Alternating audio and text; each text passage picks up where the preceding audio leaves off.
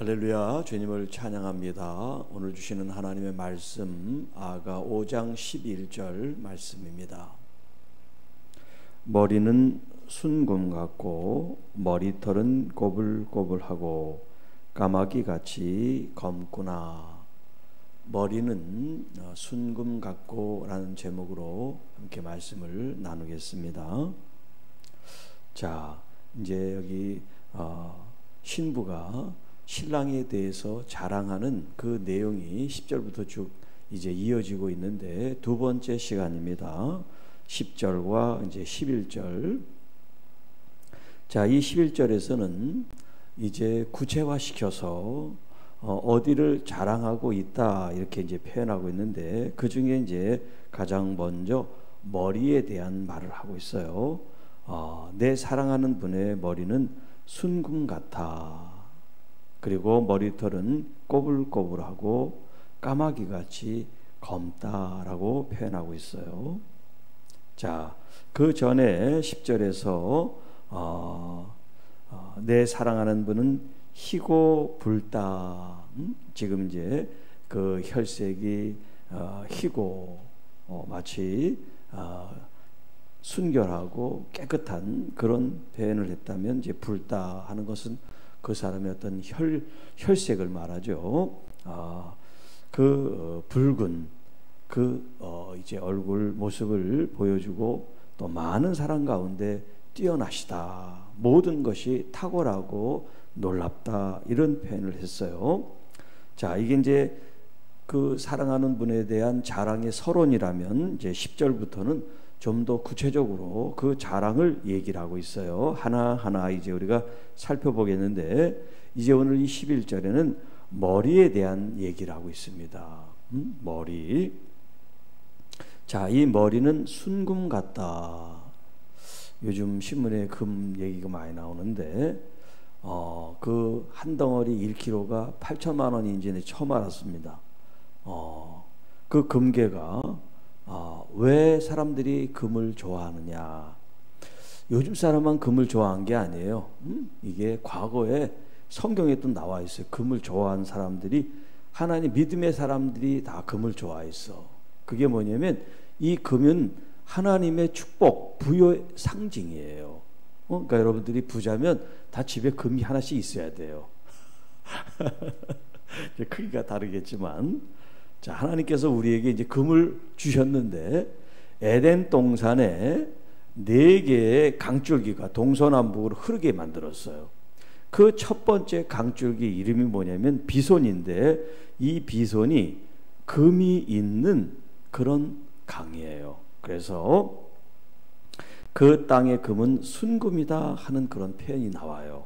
이렇게 하나님은 사람들에게 물론 그걸 이제 채취해서 잘 정제해야 순금이 되지만 하나님께서는 이 땅에 이렇게 광물이라는 자원을 주셔서 우리로 하여금 그것을 부여하게 하신 거예요.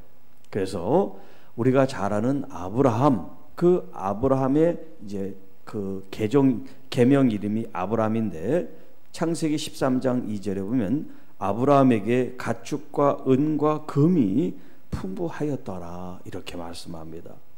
또 그 아들 이삭에 대해서 24장 35절에 여호와께서 나의 종 이삭에게, 이건 이제 그 종이 이제 아브라함의 종이 이삭의 아내 신부감을 구하러 이제 갔을 때 하는 얘기예요. 자, 여호와께서 나의 주인 이삭에게 크게 복을 주시어 창성하게 하시되 소와 양과 은과 금을 그에게 주셨다 이렇게 말씀합니다. 자, 그러니까 믿음의 선진들이 하나님의 축복의 그 증거가 뭐냐? 그런 금과 은과 노비와 가축이 많았다. 그 중에서 가장 중요한 게 뭐냐면 바로 이 금이에요. 이제 금에 대한 이야기는 좀 이따 하겠습니다만, 자, 이것이 사람만 금을 좋아한 게 아니야. 하나님께서도 금을 좋아하셨어. 그 뜻이 뭐냐면 성전을 하나님이 이제 만드시라고 모세에게 말씀하시잖아요. 그리고 그 이제 성전에 있는 기물들, 성물이라 그러죠. 그 성물들을 다 금으로 하나님 만들게 하셨어요. 하나님이 금을 좋아하시는 거죠.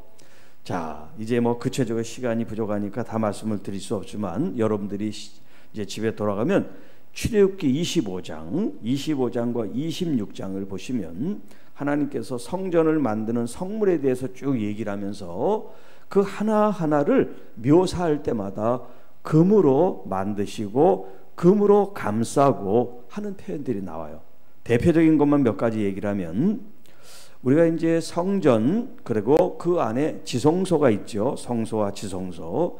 지성소 안에 가장 중요한 게 뭐냐면 법궤예요. 법궤, 궤. 이 법궤를 만들 때 하나님께서 금으로 이게 싸라고 했는데 25장 11절에 너는 순금으로 그것을 싸되 이제 그 궤를 싸라는 거예요.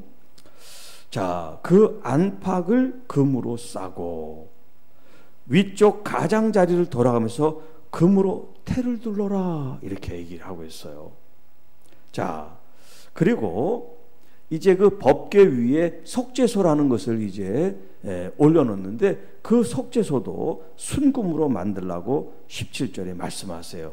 순금으로 속죄소를 만들되 길이는 2규빗 반, 한 규빗이 손끝에서 여기 이제 까지란 말이에요. 그리고 넓이는 한 규빗 반, 그런 이제 이 속죄소를 만들고 금으로 그것을 이제 감싸고 테두리를 금으로 순금으로 만들라 그런 말씀을 하세요. 또 이제 밖에 보면은 이제 등불 하는 그 이 잔이 있어요. 분향단 요런 것도 전부 다 금으로 이제 만드는데 조각적으로 만드는 것이 아니라 아주 그냥 그 큰 금덩어리 하나를 가지고 그걸 이어서 만들지만 그 통째로 이제 조각을 하듯이 해서 이제 그 잔을 만들라, 등잔대를 만들라 하는 말씀이 있어요. 뿐만 아니라 거기에 쓰는 대접, 숟가락, 병, 붓는 잔, 하다못해 불집게, 불똥 그릇 이것들을 전부 다 순금으로 만들라 그러셨어요. 자, 이렇게 모세에게 이제 말씀하시는 것을 솔로몬 왕이, 오늘 이제 이 본문이 이제 솔로몬이 나오니까 이 솔로몬 왕이 그 말씀대로 따르면서 열왕기상 6장 21절 이하에 솔로몬이 정금으로, 위에서는 순금이라고 그랬는데 여기 이제 정금, 이게 같은 의미예요. 자, 정금으로 외소 안에 입히고, 외소는 뭐냐면 그 지성소를 내소라고 그러고 성소를 외소라고 그랬어요. 이 성소 안에 정금, 순금으로 전부 다 이걸 입히라는 거예요. 마치 도금을 하듯이 감싸주고, 그리고 내소, 지성소 안에 금사슬로 건너 지르고 지성소를 금으로 입혀라. 그리고 성전 모든 기구를 만들되 금단과 진설병, 금상 이렇게 구약의 그 모세를 통해서 말씀하신 그 재료를 하나님께서 말씀하신 것처럼 금을 사용해서 성전을 이제 건축하고 또 기물을 만든 이야기가 나와요. 자, 이렇게 솔로몬이나 이제 이런 믿음의 선진들이 다 금을 애용하고 사용하고 하나님께서도 금을 사용하게 만드셨어요.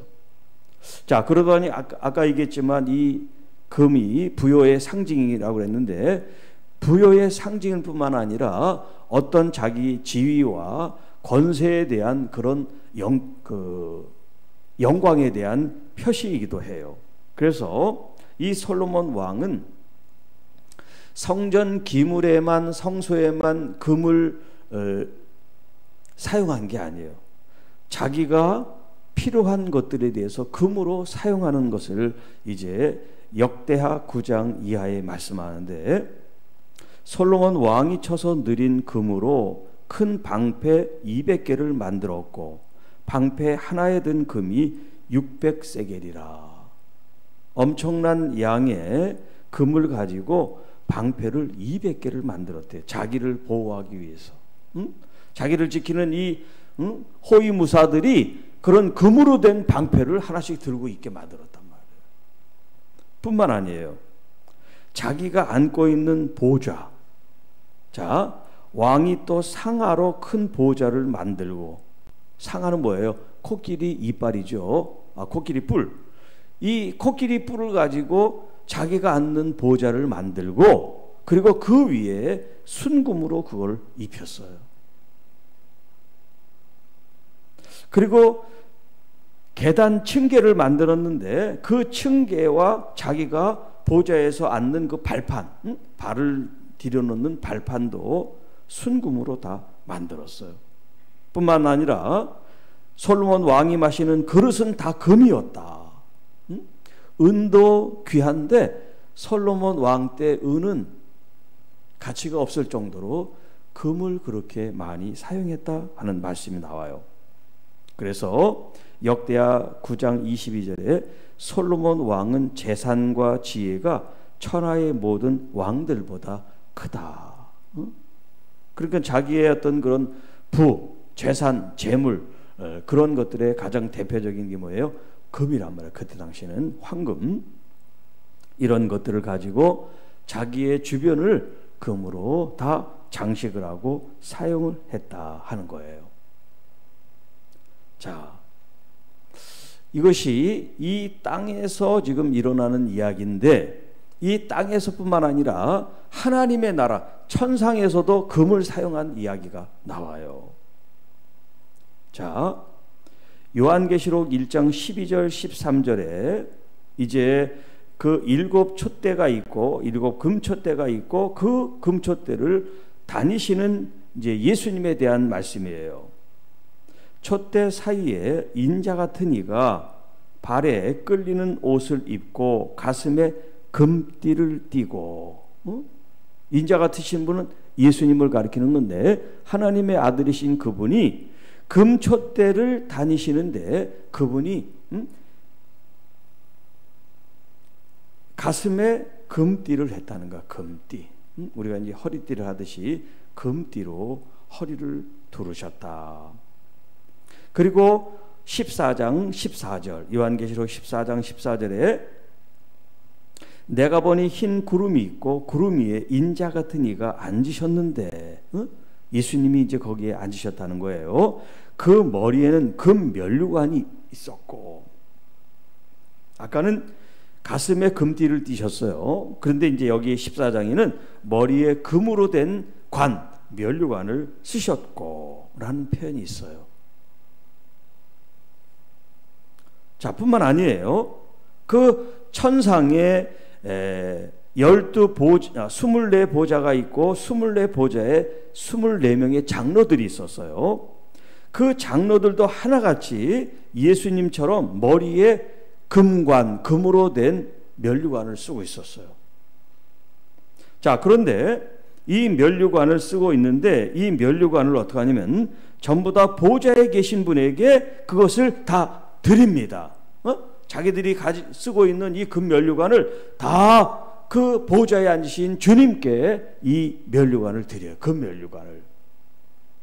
자, 이제 이 금의 의미를 말씀을 드릴게요. 자, 지금 제가 부의 상징이다, 혹은 어떤 그 지위나 권세의 영광이다, 이제 이렇게 표현을 했잖아요. 이것이 왕권을 의미합니다. 왕권. 물론 이 세상에서 사람들이 금을 돈을 주고 살 수 있지만 이 본래의 의미는 뭐냐면 하나님의 왕권 통치권을 의미하는 거예요.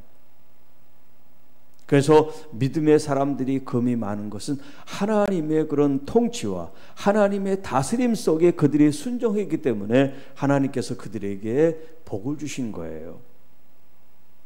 자, 이 보좌에 앉으신 인자 같은 이가 금 면류관을 했다. 그리고 24 보좌가 있는데 거기에 있는 장로들이 금 면류관을 썼다. 이 보좌는 뭐를 말하냐면 하나님의 왕권과 그 통치를 의미하는 거예요. 자, 그런데 이 24장로는 뭐냐면 구약의 12지파, 신약의 12제자. 그래서 구약과 신약의 교회들을 이제 완성한 모습이 24이라고 하는 숫자예요. 그 24의 보좌의 이 장로들은 사람들의 대표자란 말이야. 구약의 지파의 대표자, 제자들의 대표자, 사도들의 이제 대표자들, 이렇게 24사람이 하나님의 그런 왕권 통치를 받고 쓴 그 멸관을 이제 누구에게 드리냐? 우리 주님께 그것을 드린다는 거예요. 자, 그러니까 이 모든 세상의 황금이 됐든 모든 권세의 초점은 누구냐면 보좌에 앉으신 예수 그리스도, 이 신부가 노래하고 찬양하는 우리 주님이 바로 그 영광과 은혜를 받으시는 거예요. 그래서 머리에는 순금 같고 그 곱슬곱슬 머리는 검다, 까마귀처럼 검다, 이제 그런 표현을 썼는데요. 자, 이 황금, 순금 혹은 정금, 이것이 누구 거예요? 내가 돈을 줬다고 내 것이 아닙니다. 학개 2장 8절에 은도 내 것이요 금도 내 것이니라 만군의 여호와의 말이니라. 하나님이 여러분에게 위임해서 주시는 거예요. 위탁해서 주신 거예요. 우리는 그것을 잘 믿음으로, 말씀으로 관리를 할 책임이 있는 거지 내게 아니에요. 자, 은도 금도 내 것이 아니라, 이런 자세로 우리가 살아야 된단 말이에요. 내가 부귀영화를 누리는 것이 아니라 나의 주님께 그 영광을 우리가 돌려드릴 때 우리는 주님의 제자들로, 신부들로, 교회들로, 성도들로 그 은혜를 입고 사는 거예요. 내 거로 누리는 게 아니라 은혜로 누리는 거예요. 지금 이 순간 여러분들이 금은 보화가 있고 건강이 있고 어떤 삶의 풍요감이 있다면 하나님이 허락한 그것을 은혜로 누리는 것이 내 것이 아니다, 이런 마음으로 살아야 된다는 거예요. 자, 또 실질적인 금과 은이 없어도 우리가 다 부의 상징인, 그러면 나는 복을 받았으니까 금덩어리 하나씩 있어야 된다, 아니에요. 왜 아니냐? 사도행전 3장 6절, 베드로가 이제 미문에 앉은 날때부터 안진뱅이에게 선포하는 그 말씀, 나는 금과 은이 없어, 내게 있는 것으로 너에게 줄게, 나사렛 예수의 이름으로 일어나 걸어라. 보이는 금덩어리가 문제가 아니라 살아계신 우리 황금 그 자체, 그 모든 금과 은의 주관자고 주권자이신 우리 주님을 여러분들이 진짜 믿고 계시다면 이 세상의 황금 따위에 여러분 마음 돌아가고 유혹받을 일 하나도 없어요. 황금을 주관하시는 우리 주님이 나의 신랑 되시고 그분을 내가 믿는다 그러면 여러분 황금을 추구할 게 아니라 우리 주님을 더 목말라 하시고 사모하시고 경청하시고 사랑하시고 집중하시기를 축복합니다. 그분이 더 중요하지 물질이 더 중요한 게 아니에요. 어리석은 사람은 보이는 것을 추구하지만 지혜로운 사람은 그것을 주시는 분을 주목한단 말이에요. 그런 지혜로운 사람들이 되시기를 축복합니다. 자, 그래서 베드로 사도가 이제 금방 사도행전에도 말했지만 베드로 전서에 이제 1장 7절에 이렇게 말씀합니다. 너희 믿음의 확실함은 불로 연단하여도 없어질 금보다 더 귀하여. 결국 이 세상 금이든 모든 물질이든 다 없어지게 돼 있단 말이에요. 자, 그런데 지금 베드로의 이 사역하는 성도들의 그 믿음, 너희들의 믿음만은 없어지지 않고 귀한 그 믿음이다, 그렇게 표현하면서 이제 예수 그리스도께서 강림하실 때, 세컨 커밍, 이제 재림이라고 그러죠.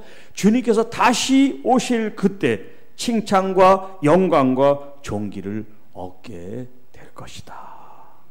무엇이? 우리의 믿음이. 그러니까 여러분, 우리가 신앙생활 하면서 이 땅에서 풍요와 어떤 부와 건강을 추구하면 그것이 다 잃어버리게 됐을 때 내 영혼의 부유함을 위해서 하나님 나라에 쌓아놓은 것이 없다면 얼마나 초라하고 불쌍하겠어요. 부자, 그 어리석은 부자의 비유처럼 많은 소득으로 즐거워했는데 오늘 밤에 그 생명을 취하면 그 모든 것들이 무슨 소용이 있냐라는 것처럼 우리가 하나님 나라의 부유한 자가 돼야지 이 땅의 부유한 자는 소용이 없어요.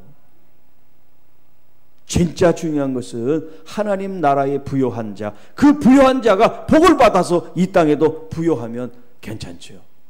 그런데 하나님 나라엔 부유한 것이 없이 이 땅의 부유를 위해서만 추구한다면 그 인생은 아주 불쌍하고 어리석은 인생이 되는 거죠.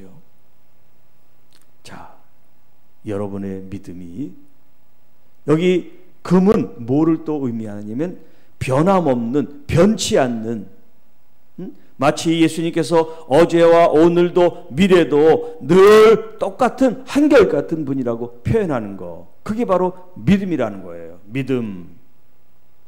아무나 우리가 아멘이라는 말이 있죠. 아멘이라는 말에서 아무나, 믿음은 의인은 믿음으로 살리라 할 때 아무나, 히브리 말로 그게 뭐냐면 변치 않는다 그 말이에요. 우리가 응답받으면 헬렐레하고 좋아서 믿음이 있는 것 같고 또 어려우면 믿음이 없는 것 같고 왜 이러노? 이러면 안 된다. 내 믿음이 항상 같아야 된단 말이에요. 아니, 더 성상하고 성숙해져야지요. 그러니까 정금보다 더 귀한 여러분의 믿음, 그 믿음을 지키시고 이렇게 새벽마다 하는 말씀으로 여러분들이 먹는 건 뭐냐면 금덩이를 얻는 시간이 아니라 여러분의 믿음이 더 견고해지고 더 강해지고 또 이 믿음이 정금같이 아름다워지는 시간인 줄로 믿습니다. 또한 이 시간이 뭐냐면 하나님 나라의 부유함을 지금 나타내는 시간이에요. 여러분이 하나님의 말씀을 사모하고 그 말씀을 읽고 묵상하고 새벽마다 예배하며 기도하고 하나님 앞에 나가는 이 모든 시간들이 여러분들이 하나님께 마치 24 장로들이 그 금멸류관을 주님께 드린 것처럼 여러분의 아름다운 이 마음이 금덩어리가 돼서 주님께 영광을 돌리는 시간인 줄로 믿습니다. 그럴 때 주님께서는 여러분을 귀하게 여기시고 칭찬을 하시고 영광과 존귀로 여러분들에게 화답해 주실 줄 믿습니다. 나는 지금 1kg짜리 금괴가 없어도 그보다 더 귀하신 보배로우신 나의 주님을 내가 모시고 있다는 이런 자긍심을 갖고 살아갔어요. 가난하고 핍절하고 그렇게 없는 그런 모습으로 살지 말고 나는 모든 것을 다 가지고 있는 그런 당당함, 그렇다고 교만한 게 아니라 그런 당당함, 그런 멋진 그런 마음을 품고 여러분이 살아가시기를 축복합니다.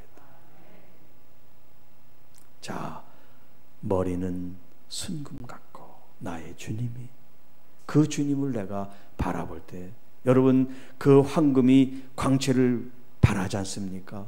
우리 주님을 여러분이 바라볼 때 주님의 그 빛이 여러분에게 비춰야 돼요. 빛이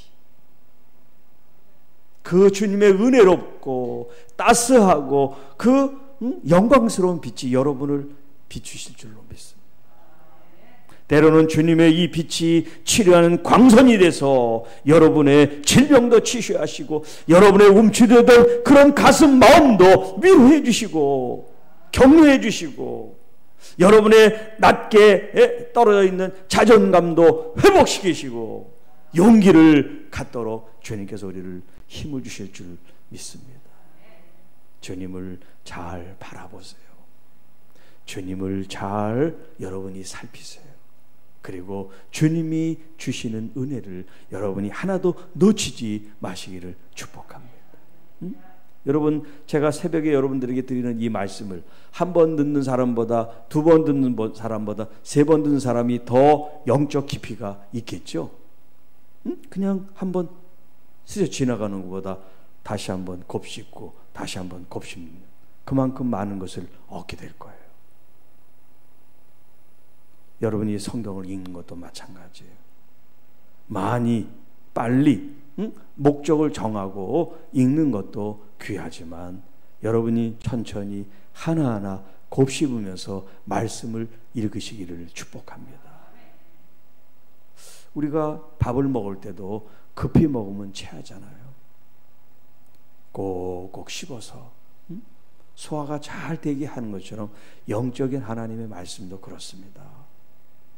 막 속독, 막 그냥 빨리빨리 목적을 달성하기 위해서 몇 독 이렇게 그럴 필요 없어요. 하나님 말씀을 인격적으로 주님과 지금 교제하면서 그런 어떤 사귐을 통하여 말씀을 대해야지 어떤 목적과 무슨 어떤 목표를 가지고 하는 게 아니에요. 사랑하는 성도 여러분, 여기 지금 이 신부가 이제 16절까지 아주 자세하게 하나하나 표현을 합니다. 여러분도 예수 그리스도에 대해서 나의 신랑 되신 주님에 대해서 하나하나 그렇게 구체화시켜서 표현할 수 있는 그런 지식이 정보가 여러분 안에 내 것으로 담아 있어야 돼요. 내가 설명하지 못하는 건 내 게 아니야. 나 아는데 그건 아는 게 아니야. 내 입으로 내가 설명할 수 있을 때 내 게 되는 거예요. 그러니까 여러분 듣기만 하면 안 돼요. 그거를 남편에게나 애들에게나 누구에게 자꾸 들은 말을 자꾸 얘기를 해줘야 돼.